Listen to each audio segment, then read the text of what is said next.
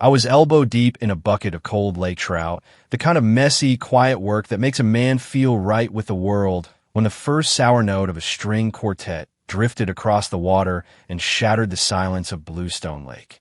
Now, you have to understand, my property isn't just a house. It's 60 acres of timber, cattails, and a private shoreline that's been the Miller family since my great-grandfather traded a team of mules for it back in the 30s. It's quiet, it's isolated, and it's definitely not a wedding venue. But there I was, watching through the trees as a white gazebo appeared on my bank like a giant plastic mushroom, followed by a swarm of caterers and a woman in a power suit who thought my deed was just a suggestion. That woman was Brenda Mitchell, the president of the Blackwood HOA, a lady who treated the neighborhood bylaws like the Ten Commandments and everyone else's property like her own personal backyard. And what happened next? Well, it involved a sheriff's boat, a lot of ruined silk dresses, and 26 very confused, very large semi-aquatic mammals that Brenda definitely didn't see coming. It all started about a month ago with a flyer taped to my mailbox, one of those glossy, overly cheerful HOA mailers printed on cardstock, so thick you could use it as a roof shingle, declaring a community waterfront revitalization initiative. The text was stuffed with all the usual suburban buzzwords: shared vision, cohesive aesthetic, and my personal favorite, unified lakeside charm. I nearly tossed it into the burn barrel right then, but something about the tone, that specific, smug undertone Brenda uses when she's about to spend someone else's money, made me pause. I flipped the page over, and there it was, a tiny line at the bottom. Phase 1 of the lakefront integration will commence May 1st. Integration. Now, that lake sits squarely on the back edge of my property. And while the HOA likes to pretend they have an easement because their fancy new cul-de-sac ends near my tree line, they don't have a legal leg to stand on, but Brenda Mitchell has never let a little thing like the law get in the way of her social climbing. I didn't waste any time. I marched inside, pulled the original plat map from my grandfather's old oak file cabinet, and stared at the red ink of Lot 14C. My shoreline, my dock, my frogs, and my peace and quiet. I cross-referenced it with the county assessor's database just to be sure. And sure enough, no HOA common easement, no shared access clauses, nothing but 60 acres of Miller family grit. So, I grabbed my boots, stomped across the road to Brenda's house, and found her on the porch, pruning her color-coordinated hydrangeas like she was prepping for a photo shoot. I handed her the flyer and asked her what integration meant on my land. And she didn't even look up. She just pursed her lips and said, "It's about the greater good, Elias. We're improving shared spaces for everyone's enjoyment. You really should come to the meetings instead of hiding in the woods." "Brenda," I said, my voice dropping into that low rumble that usually makes people take a step back. "You aren't building a park, are you? You're building a business." She didn't flinch, but that tiny split-second pause told me everything I needed to know. It was the same look a fox gives you when it's already got the chicken's neck in its mouth. See, I'd heard the rumors down at the hardware store about a high-end ceremony site being marketed under the name Lakeside Charm LLC. And when I started digging through the public records, I found a smoking gun, a seasonal event permit for community recreation filed by a shell company that shared a P.O. box with the Blackwood HOA. Brenda had submitted a fake site plan to the county, labeling my shoreline as Parcel G, which is actually a tiny green belt 3 blocks away, hoping that no one would bother to check the actual coordinates before the wedding checks started clearing. She had 12 weddings booked for the summer, a full schedule of rehearsal dinners, and even something called a sunset gala for top-tier donors only. The woman was running a for-profit wedding factory on my private property, using the HOA's non-profit status to dodge the taxes and my land to provide the view. And when I sent a 37-page dossier to the entire HOA board proving the fraud, they didn't apologize. They did what Brenda always does. They retaliated. Within 48 hours, I had a violation notice for excessive weed growth near my aquatic margins, followed by another for improper shoreline vegetation, and a third accusing me of operating an unauthorized animal sanctuary just because I have a few bird feeders and a couple of stray cats. Brenda Mitchell had officially declared war, and she thought she could bury me in red tape before the first bride walked down the aisle. But she forgot that I spent 20 years as a logistics officer in the Army, and I know exactly how to move heavy equipment under the cover of darkness. if she wanted natural wildlife installations to enhance her lakeside charm. Well, I was about to give her exactly what she asked for, but in a way that wouldn't fit on a wedding cake. I called my cousin Frankie, a guy who works in exotic animal logistics. Basically, he's the guy who knows how to get a tiger through customs or move a giraffe across state lines without hitting any low bridges. I asked him what the absolute weirdest thing he had in his current inventory was, something federally protected and legally untouchable, and he laughed and said, "Elias, how do you feel about 26 semi-retired research hippos?" It turned out there was an obscure USDA pilot program from the 90s about aquatic megafauna biodiversity that allowed private landowners with sufficient acreage to house displaced herbivores for erosion study. Within 2 weeks, I had the federal stamps, the USDA habitat license, and a transport manifest that made me, on paper, a part-time steward of the most dangerous lawnmowers on the planet. I spent those weeks watching Brenda's crew install a temporary dock and a flower-covered archway on my land while I sat on my porch, sipping iced tea and waiting for the delivery. When the convoy finally rolled in on a Tuesday afternoon, 3 massive livestock trailers and 2 very confused federal agents, Brenda was right there on the road, shrieking about unauthorized vehicles and community safety.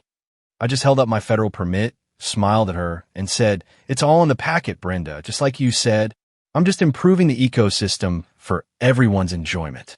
As the gates opened and 26 massive, grunting, mud-covered hippos, all named after Supreme Court justices, don't ask why, waddled into my lake, I saw the exact moment Brenda Mitchell's soul left her body.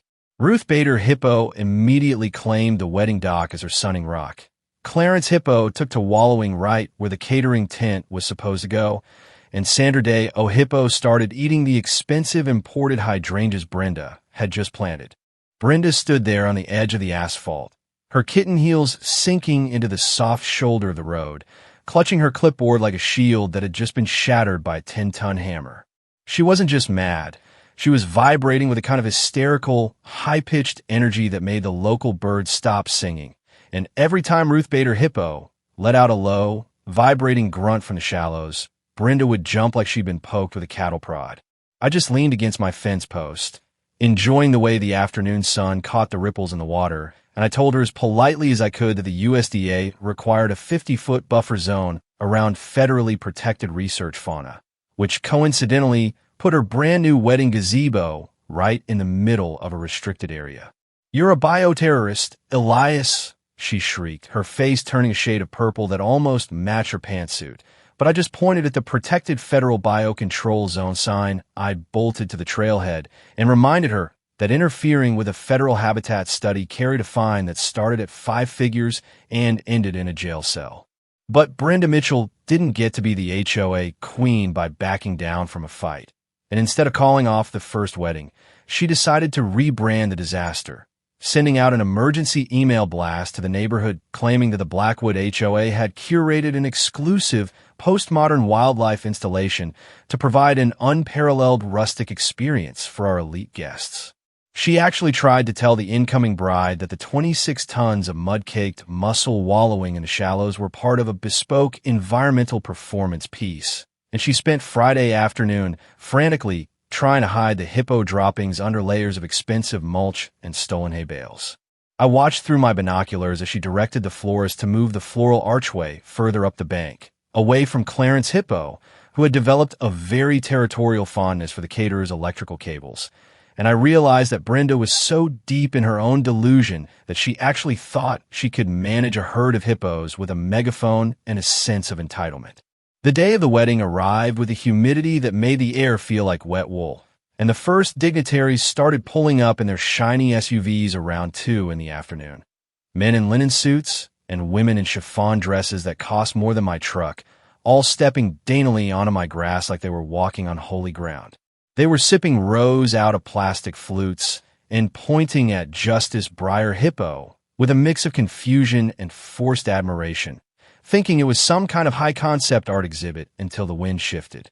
See, a hippo's digestive system is a marvel of nature, but it isn't exactly wedding-scented, and within 20 minutes, The smell of 26 aquatic herbivores living in a confined space began to settle over the oyster bar like a heavy, invisible blanket. I saw the first bridesmaid gag into her bouquet, and that's when I knew the natural wildlife installation was about to hit its crescendo. The ceremony was supposed to start at 4, and Brenda had the string quartet set up on a small wooden platform near the cattails, right where Justice Sotomayor Hippo liked to do her afternoon stretching. The music started, something light and airy, but as soon as the first violin notes hit the water, Ruth Bader Hippo decided she'd had enough of the cohesive aesthetic and let out a roar that sounded like a freight train falling off a cliff. The quartet hit a sour note that rang across the lake, and the guests, who had been told these were docile art installations, suddenly realized that the art was currently moving toward the Champagne Tower at about 15 miles per hour. A groomsman tried to play hero, stepping into the shallows to shoo Sandra Day Hippo away from the floral arrangements, and that was the spark that lit the powder keg. Sandra didn't bite him. She's a research hippo, not a monster. But she did give him a low, guttural warning grunt and a flick of her tail that sent a spray of muddy lake water directly onto the bride's $5,000 silk train. The scream that followed was cinematic, a high-octane shriek that triggered a chain reaction. The drone photographer, panicked by the sudden movement, dipped his rotors too low and got tangled in the Edison lights, sending a shower of sparks into the catering tent. Chaos didn't just ripple outward, it exploded. Guests in sequins were hiking up their skirts and sprinting for the timber.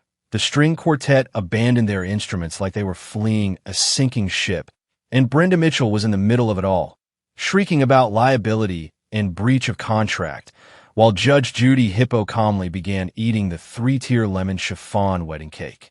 And that was the exact moment the sheriff's boat turned the corner of the point, blue and red lights flashing against the trees, followed by a second boat filled with county zoning officials and a reporter from the Willow Weekly Ledger who I'd tipped off that morning.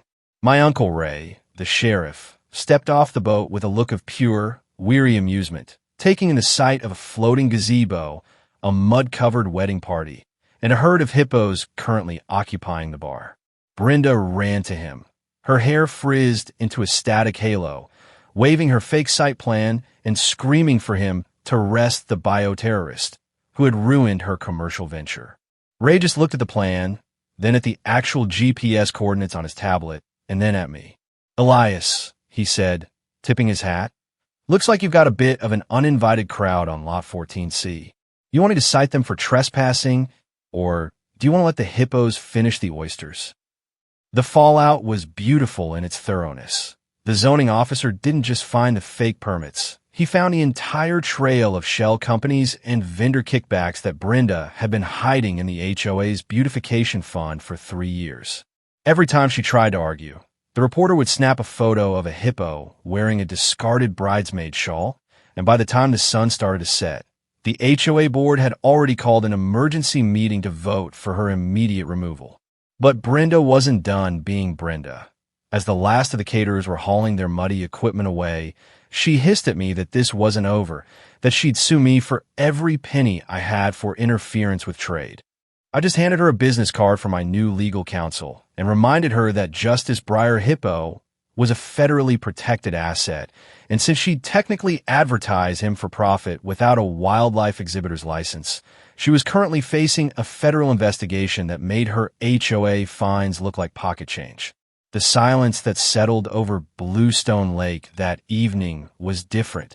It wasn't just the absence of music, it was the sound of a boundary being permanently reset. The hippos were wallowing happily in the cool mud. The white gazebo was half submerged like a ghost ship, and for the first time in 15 years, I didn't feel the shadow of the HOA hanging over my trees. But as I sat on my porch, watching the moon rise over the water, I realized that the real victory wasn't just the paperwork or the sheriff's boat. It was the look on the neighbors' faces when they realized the HOA wasn't a kingdom and Brenda wasn't a queen. The following week, the neighborhood felt like it had been hit by a localized earthquake, the kind where the houses are still standing, but all the furniture inside has been rearranged in ways nobody saw coming. Brenda Mitchell didn't just slink away into the shadows. She tried to burn the village on her way out, filing a flurry of frantic, misspelled lawsuits against me, the USDA, and apparently the concept of unregulated grazing. But nobody was listening anymore because the HOA's books had finally been cracked open by the state auditor. It turns out beautification was just Brenda's speak for laundering, and by Friday, the board had discovered that the $50,000 meant for a new community pool had actually been spent on Brenda's personal wedding consultancy fees and a kitchen remodel that she'd conveniently labeled as a neighborhood hub prototype. I was sitting on my porch, watching Ruth Bader Hippo teach a couple of the younger calves how to properly dismantle a leftover catering crate, when the new HOA interim president, a soft-spoken guy named Arthur who'd spent the last 5 years being bullied into silence, walked up my driveway. He didn't have a clipboard, and he wasn't wearing a blazer. He just had a six-pack of cold beer and a look of profound, exhausted relief on his face. He sat on the edge of the porch, cracked a can, and watched as Justice Sotomayor Hippo let out a lazy, vibrating grunt that made the floorboards under our feet tremble. "Elias," he said, staring out at the water where the half-sunken gazebo was finally being hauled away by a salvage crew. "I think I speak for everyone when I say we're ready to officially recognize Lot 14C as, well, whatever the hell you want it to be, as long as the hippos don't decide to migrate to the cul-de-sac." We settled the whole thing right there on the porch. No lawyers, no shell companies, just an ironclad agreement that the HOA would permanently de-annex my shoreline and pay for the full ecological restoration of the meadow Brenda's tents had trampled. In exchange, I agreed not to sue the individual board members for the 3 years of fraudulent fines they'd leveled against me, and I promised that Operation Hippo Drop would remain a temporary research phase rather than a permanent neighborhood feature. The hippos moved on to a massive wildlife preserve in Georgia about a month later. Uncle Ray and the federal agents handled the transport with a lot more grace than the arrival. But the legacy of the justice herd stayed behind in the form of a neighborhood that finally learned to look at a deed before they looked at a flyer. Brenda Mitchell sold her house within 90 days, moving to a condo downtown where there are no lakes, no hydrangeas, and certainly no Supreme Court-named herbivores to ruin her aesthetic. And the last I heard, she's currently suing her new building manager over the aggressive color of the lobby carpet. My lakefront is quiet again. The cattails are growing back thick and green over the spots where the oyster bar used to sit. And every now and then, when the wind blows just right across Bluestone Lake, I can still hear the faint, ghostly sound of a string quartet hitting a sour note. It makes me wonder, though, as I watch the new families move in and start talking about standardizing the neighborhood look, is a boundary something you only own if you're willing to protect it with something crazy, or is the threat of the next hippo enough to keep people honest? Was I the hero for drawing a line in the mud, or was I just as petty as Brenda for turning a wedding into a wildlife war zone? I want to hear from you. Did I go too far? Or is a hippo drop the only language an HOA Karen truly understands? Drop your stories in the comments. Let's talk about the wildest thing you've ever done to protect your land. Thanks for sticking with the story of Bluestone Lake. Keep your deeds close and your fences higher. Would you like me to find another crazy neighborhood story for you? Or perhaps you want to dive deeper into how to research your own property easements?